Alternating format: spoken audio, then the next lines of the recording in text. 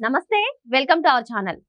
గత ప్రభుత్వ విధ్వంసకరమైన పాలన వల్ల ఎంతో కష్టపడి కూటమి ప్రభుత్వం ఘన విజయంతో అధికారంలోకి వచ్చింది. మరి ఇప్పుడు అటు జన సైనికులు కానివ్వండి, ఇటు టీడీపీ కార్యకర్తలు కానివ్వండి, నారా లోకేష్ గారికి డిప్యూటీ సీఎం ఇవ్వాలని చెప్పి టీడీపీ నాయకులు, క్యాడర్, అదే విధంగా ఒకవేళ లోకేష్ గారికి డిప్యూటీ సీఎం పదవి ఇస్తే పవన్ కళ్యాణ్ గారికి సీఎం పదవి ఇవ్వాలంటూ జన సైనికులు కోరుతున్నారు. మరి ఇది ఏ వైపుకు దారితీస్తుంది తెలుసుకునే ప్రయత్నం చేద్దాం. దీన్ని పూర్తిగా విశ్లేషించడానికి మనతో పాటుగా ఉన్నారు ప్రముఖ ఆర్థిక, రాజకీయ, సామాజిక విశ్లేషకులు మధుసూదన్ రెడ్డి గారు.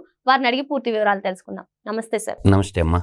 కూటమి ప్రభుత్వం అధికారంలోకి వచ్చి దాదాపు 7 నెలలు అవుతుంది సార్. ముఖ్యమంత్రిగా చంద్రబాబు నాయుడు గారు, ఉప ముఖ్యమంత్రిగా పవన్ కళ్యాణ్ గారు, అదే విధంగా ఐటీ, విద్యాశాఖ మంత్రిగా లోకేష్ గారు ఎవరి పనుల్లో వాళ్ళు సమగ్రంగా నిధులు నిర్వర్తిస్తున్నారని చెప్పవచ్చు. మరి ఇప్పుడు తెర మీదకు వస్తున్న అంశం డిప్యూటీ సీఎం గా లోకేష్ గారిని చూడాలని తెలుగు తమ్ముళ్ళు కోరుకుంటున్నారు.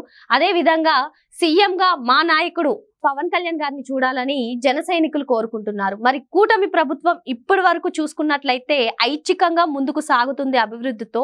మరి ఇది ఏ వైపుకు దారి తీస్తుంది? దీనిపై మీ అభిప్రాయం ఏంటి సార్? అనేది ఒకటమ్మా, ఒక రాక్షస పాలన అంతమొందించడానికి సకల జనులు ఏకమయ్యి అంతమొందించి ప్రజాపాలన మనం తెచ్చుకున్నాం. రాక్షస పాలన అంతమొంజిపోయింది. కానీ కొంతమంది వ్యక్తులు ఏంటంటే వ్యక్తి పూజ కంటే ప్రజాస్వామ్యం గొప్పదని నేను అంటాను. ఇప్పుడు లోకేష్ గారు ఉన్నారు, తన బాధ్యతలు తను నిర్వర్తిస్తున్నాడు. ఏదన్నా మనకి పార్టీల అభిప్రాయం ఉన్నప్పుడు పార్టీకి మనం చెప్పాలనుకున్న మాట బహిర్గతం కాకూడదు. పబ్లిక్ మీటింగుల్లోనూ మెయిల్ ద్వారాను నీ అభిప్రాయాన్ని చెప్పొచ్చు, తప్పులేదు. అంటే కార్యకర్తకి భావ ప్రకటన స్వేచ్ఛ ఉండటంలో తప్పులేదు. ఆ భావ ప్రకటన స్వేచ్ఛ అనేది పార్టీ ఇంటర్నల్ మీటింగ్లో మాట్లాడాల్సినటువంటి, చర్చించాల్సిన విషయాలు. అంటే జన సైనికులు మా పవన్ కళ్యాణ్ గారు ముఖ్యమంత్రి కావాలని అంటాం కానీ, తెలుగుదేశం పార్టీ కార్యకర్తలు లోకేష్ గారు ఉప ముఖ్యమంత్రి కావాలంటాం కానీ, ఆ భావజాలం అనేది సోషల్ మీడియా వేదికగా కాకుండా మీ యొక్క భావజాలాన్ని, మీ యొక్క ఆలోచన విధానాన్ని పార్టీకి చేరవేయండి. పార్టీకి ఒక అధ్యక్షుడు ఉంటారు, పార్టీకి ఒక పాలిట్ బ్యూరో సభ్యులు ఉంటారు, వాళ్ళు కూర్చొని వాళ్ళు నిర్ణయిస్తారు. సార్, మీరు అన్నట్టుగానే ప్రస్తుతం ఏ అంశం జరిగినా సరే దాన్ని క్యాచ్ చేసుకోవాలని చూస్తున్నారు వైఎస్ జగన్మోహన్ రెడ్డి. మరి ఈ టాపిక్ ని తీసుకుని ఆయన వేసే అడుగు ఎలా ఉండబోతుంది అంటారు? ఏమి ఉండదమ్మా. ఇంకా జగన్మోహన్ రెడ్డి గురించి మాట్లాడటం వేస్ట్ నా దృష్టిలో. అతను అసెంబ్లీకి రానప్పుడే ప్రజల యొక్క అభిమానాన్ని కోల్పోయాడు. ఒక్క ఎమ్మెల్యే ఉన్నా కూడా తెలంగాణలో సిపిఐలో కోనమనేని సాంబశివరావు అని ఒక్క ఎమ్మెల్యే ఉంటాడు. టంచినగా అసెంబ్లీకి వెళ్తాడు, అతను మాట్లాడాలనుకున్నది మాట్లాడతారు. 11 మంది ఎమ్మెల్యేలు ఉన్న అసెంబ్లీకి పోకపోతే వాళ్ళ మీద చర్యలు తీసుకోవాలి స్పీకరు. నేను అనేది జగన్మోహన్ రెడ్డి గురించి అసలు మాట్లాడటం మానేయండి. ఫస్ట్ రాష్ట్ర సర్వతోముఖాభివృద్ధి గురించి రాష్ట్రానికిలో ఉన్న ప్రతి పౌరుడు సూచనలు, సలహాలు, చేతనైతే సాయం చేద్దాం. ప్రభుత్వానికి మంచి సూచనలు, సలహాలు ఇద్దాం. తప్పు జరిగితే ప్రశ్నిద్దాం, తప్పు లేదు. ప్రతి పౌరుడు బాధ్యత అంట. నేను మీరు అందరి బాధ్యత ఏంటంటే ఎవరిని నెత్తిని పెట్టుకోవాల్సిన అవసరం లేదు. ఇది ప్రజాస్వామ్యం. ఈ ప్రజాస్వామ్యంలో ప్రతి పౌరుడు కూడా ఎక్కడన్నా తప్పు జరుగుతున్నప్పుడు దాన్ని నిక్కచ్చిగా ఒక ఉత్తరం రూపంలోనూ, మెయిల్ రూపంలోనూ ప్రభుత్వానికి తెలియజేయాల్సినటువంటి పౌరుడు యొక్క ప్రాథమిక లక్షణము. దేనికి భయపడాల్సిన అవసరం లేదు. ఇప్పుడు లోకేష్ గారు ఉన్నారు. గతంలో మీరు గుర్తుపెట్టుకుంటే ఏంటంటే 14-19 కాలంలో ఇద్దరు మంత్రిమండలంలో ఉండటం వల్ల పార్టీ బలైపోయింది. 151 సీట్లు జగన్మోహన్ రెడ్డికి రావడానికి కారణం కూడా అది ఒకటి.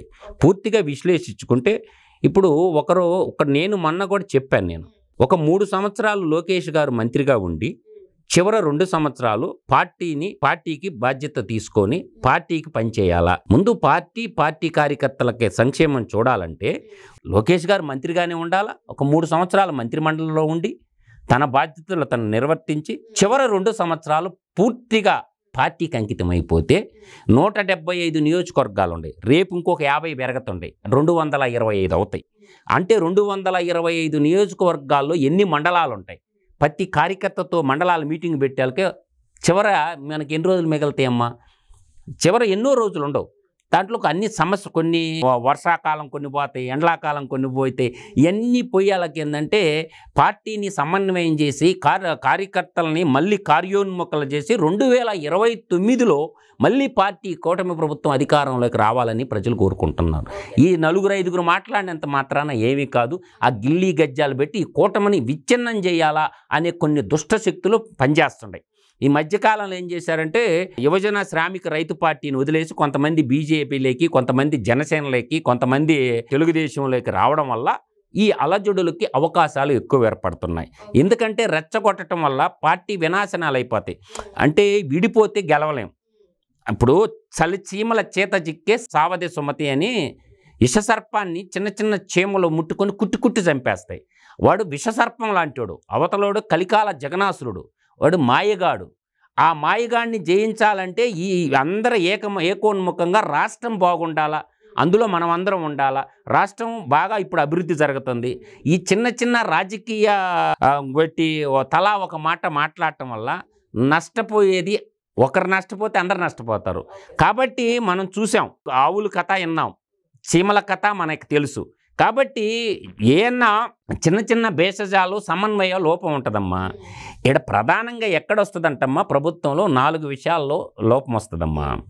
ఈ 4 విషయాలు ఏంటంటే ప్రధానంగా లిక్కర్ షాపులు ఒకటి, ఇదొకటి ప్రభుత్వానికి చెడ్డ పేరు తెచ్చేది ఇదొకటి. రెండోది అంటే ఇసుక రీచ్ల కాడ ఇదొకటి వస్తుంది. మూడోది ఏంటంటే గ్రావలు మట్టి మూడోది. నాలుగోది నామినేటెడ్ పదవులు. ఈ 4ఏనమ్మా, ఇంకేం ఉండదు. ఒకటేం చెప్పాను, లిక్కరు, ప్రధానంగా లిక్కర్ కాడ వస్తాయి. రెండోది ఇసుక, మూడోది ఏంటంటే గ్రావలు, ఈ మైనింగ్ అంటారు దీన్ని, ఈ మైనింగ్ కింద వచ్చేటటువంటి సమస్యలు. నాలుగోది ఏంటంటే నామినేటెడ్ పదవులు. ఏదైనా సరే ప్రజలకు సేవకులుగా ఉండాలంటే రాజకీయం అంటే దోపిడీ కాదమ్మా, ప్రజలకి సేవకులుగా ఉండడం. అందువల్ల ఏంటంటే ఈ 3 పార్టీలు ఏదైతే భారతీయ జనతా పార్టీ, జనసేన, తెలుగుదేశం కూటమి ఇచ్చినం కాకుండా కలిసి నడవటమే ఉభయతారకంగా అందరికి మంచిది, రాష్ట్రానికి మంచిది, దేశానికి మంచిది, ప్రజలకు కూడా మంచి జరగద్ది. అందువల్ల ఏంటంటే కొంతమంది పెట్రోల్ పోసేవాళ్ళు పెట్రోల్ పోస్తారు, అగ్గిపెట్టిచ్చేవాడు అగ్గిపెట్టిస్తున్నాడు, ఒకడు పెట్రోల్ పోస్తుండు, ఒకడు కిరోసిన్ పోస్తుండు. నా యొక్క వ్యక్తిగత అభిప్రాయం చెప్తున్నాను తల్లి, లోకేష్ గారు 3 సంవత్సరాలు మంత్రిమండలిలో మంత్రిగా కొనసాగి చివరి 2 సంవత్సరాలు పార్టీని మళ్ళీ విజయడంకా మోగించాలా, విజయబేరి మోగించాలా, 2029 సమరబేరిలో విజయబేరి మోగించాలంటే లోకేష్ గారు 3 సంవత్సరాలు మంత్రిగానే కొనసాగి చివరి 2 సంవత్సరాలు పార్టీకి పునరంకితమైతే పార్టీలో ఉన్న లోపాలు సర్దించుకోవచ్చు. నిన్న 24 ఎలక్షన్లో పార్టీని అధికారంలో తేవడానికి లోకేష్ గారు పార్టీకి చేసినటువంటి సేవ అమోఘమైనది, అనిరచితమైంది. పార్టీ అధికారంలోకి వచ్చింది అంటే అది లోకేష్ గారి యొక్క, పవన్ కళ్యాణ్ గారు, లోకేష్ గారు, బాబు గారు అందరు సమిష్టి కృషి చేయబట్టి పార్టీ అధికారం ఉంది. నేను ఫైనల్గా 4 చెప్తా ఎప్పుడు కూడా, సత్యమేవ జయతే, లోకా సమస్త సుఖినో భవంతు, ధర్మో రక్షిత సర్వే జన సుఖినో భవంతు, తమసోమా జ్యోతిర్గమయ. ఇది మన ధర్మం. దీని ప్రకారం నడుచుకోండి. వ్యక్తిగత అజెండాలు పక్కన పెట్టి పార్టీ నిర్ణయం ప్రకారం కార్యకర్తలందరూ నడుచుకోవాలని చెప్పేది నా యొక్క అభిమతం అని మాత్రం ఘంటాపదంగా చెప్పగలను. మరి ఇటువంటి అంశాలు ఏమన్నా ఉంటే అది పార్టీ ఇంటర్నల్ మీటింగ్స్ లో చెప్పాలి, కానీ బహిరంగంగా చెప్పకూడదు. ఇలాంటి అంశాలే కూటమి ప్రభుత్వ విచ్ఛిన్నానికి కూడా దారితీస్తుందని చెప్పి సార్ చెప్తున్నారు. Thank you sir. నమస్కారం.